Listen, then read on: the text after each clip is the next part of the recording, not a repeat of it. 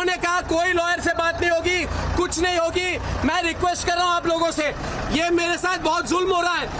The fall of Arnab can be traced to the two potent factors: his hubris and plain stupidity. Often the two go together. Hubris and plain stupidity, they go together. There's no doubt about it. It tellingly confirms the fall of Indian media as the guardian of democratic values. We'll discuss this now, how this has happened, because Arnab Goswami's style of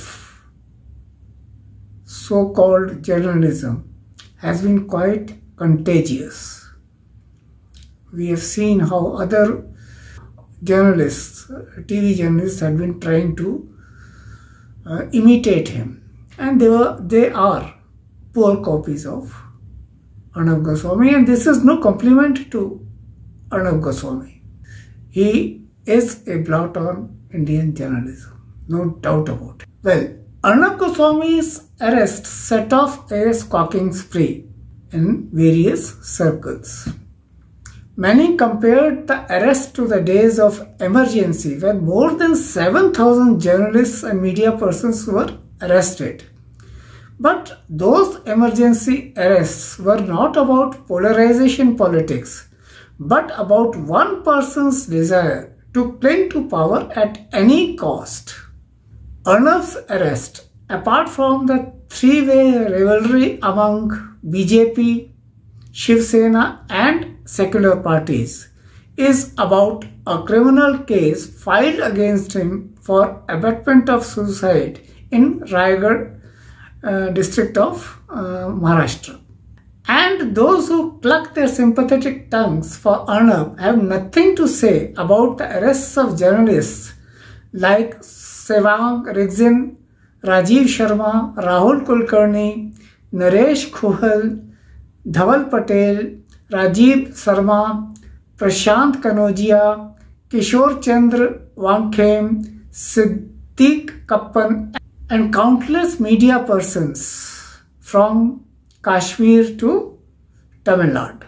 All these media persons have been arrested on trumped up charges which range from rioting, imagine, and spying to sedition, and some even under the SC/ST Act.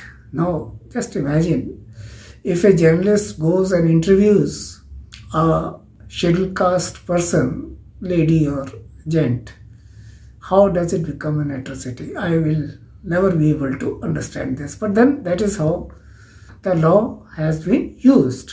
Anyways, our squawkers are indignant.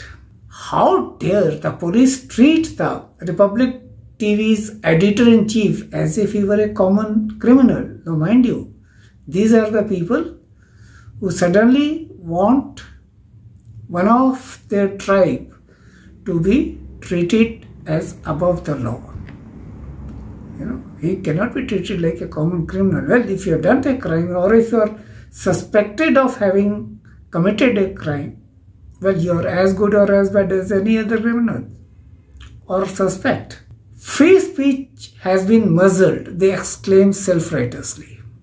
Amid all this clucking and squawking, they ignore one fact. Of course, ignoring facts is fashionable nowadays, especially our so-called media.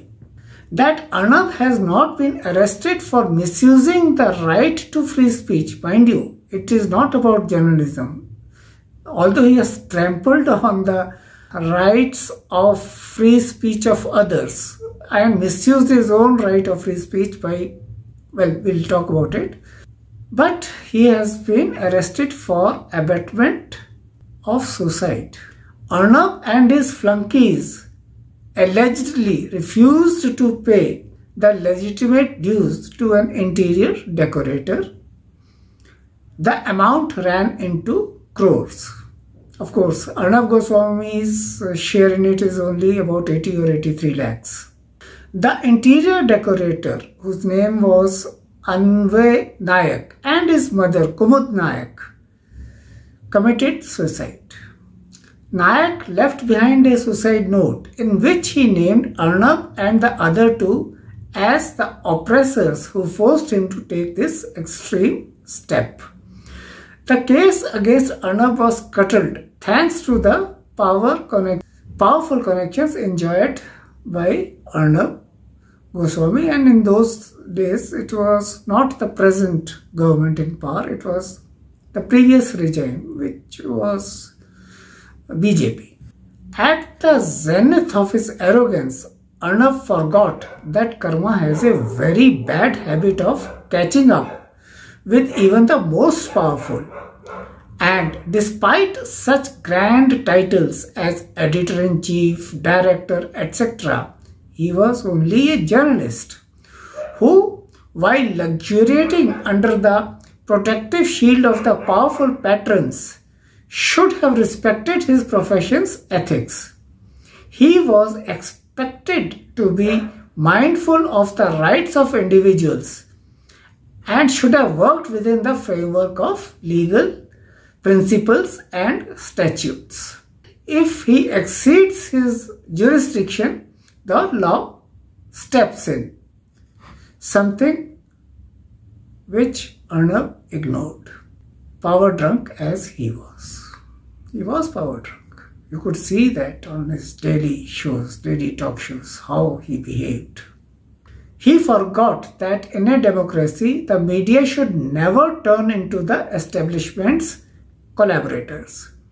Media persons are duty bound to be the nation's conscience keepers. At the same time, the judiciary, the executive, and the legislature must respect and ensure the freedom of news media. If one tries to, especially the political elite, if it tries to bully or curb the freedom of media, the other two, the judiciary and the legislature, should step in. The respect which was the hallmark of our democracy until the dawn of 1970s has dwindled now, because after the 1970s, successive governments used diabolic tactics to destroy this freedom.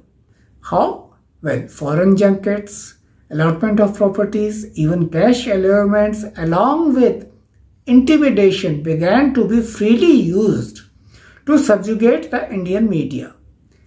Another powerful tool was advertisement quotas bestowed by various state and central governments as well as political parties.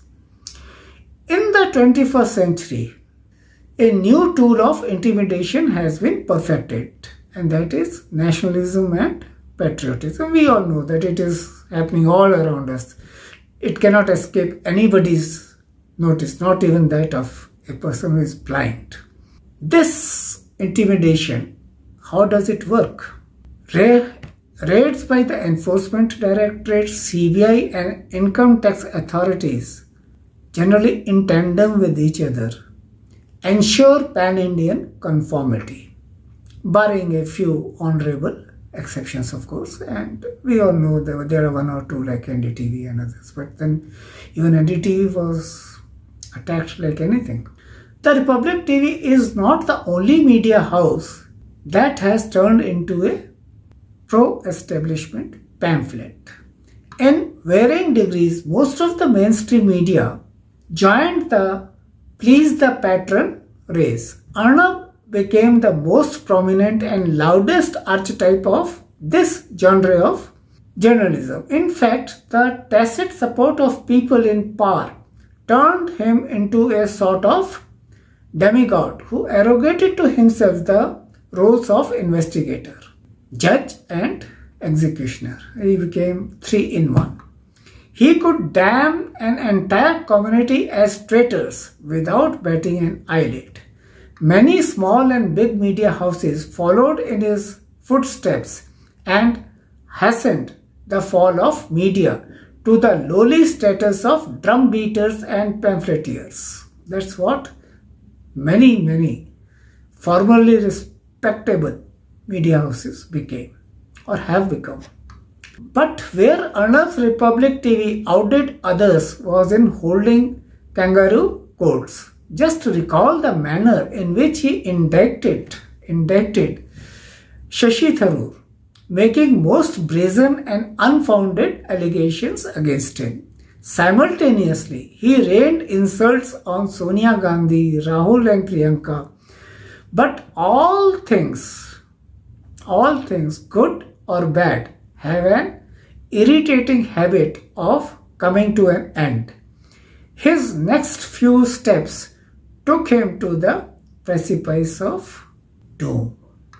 He has teetered over now, but we are talking about that stage. Arnab, who had honed his skills as a loutish anchor during the tenure with Times Now, reveled in the lionizing by partisans in heaping insults on invited Pakistani guests.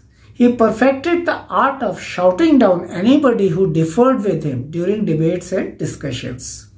Later, as the Republic TV boss, he came into his own as the mouthpiece of his patrons. He brazenly crossed journalism's red lines to vilify chosen targets. Those targets were chosen not only by him but also by his patrons behind the scenes. His hubris led to the delusion of indestructible power, which was in fact so fragile that just one knock was enough to shatter it. The Sushant Singh Rajput case saw him crashing through the bottom as he reached a new low. He targeted Riya Chakravarti and her family in the most crude and cruel manner. One cannot forgive his on-screen celebration when Riya was sent to prison. Uddhav ji तो सुन लीजिए, ताल ठोक के कह रहा हूं मैं, आइए मैदान में, मैं आमने सामने बात करता हूं तो सुन लीजिए।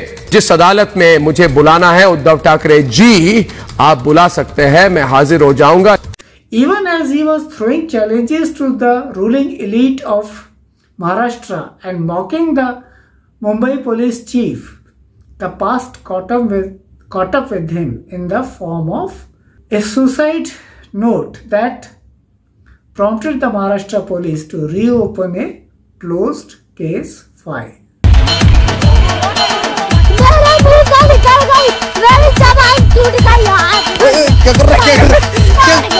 Now it is Arnab's turn to smell the dungeon air. While many other criminal and civil cases against him await action. The squawking and quacking fauna are not squawking and quacking anymore. They have fallen silent because they realize that things are much more serious than a mere political vendetta. It is much more serious than that.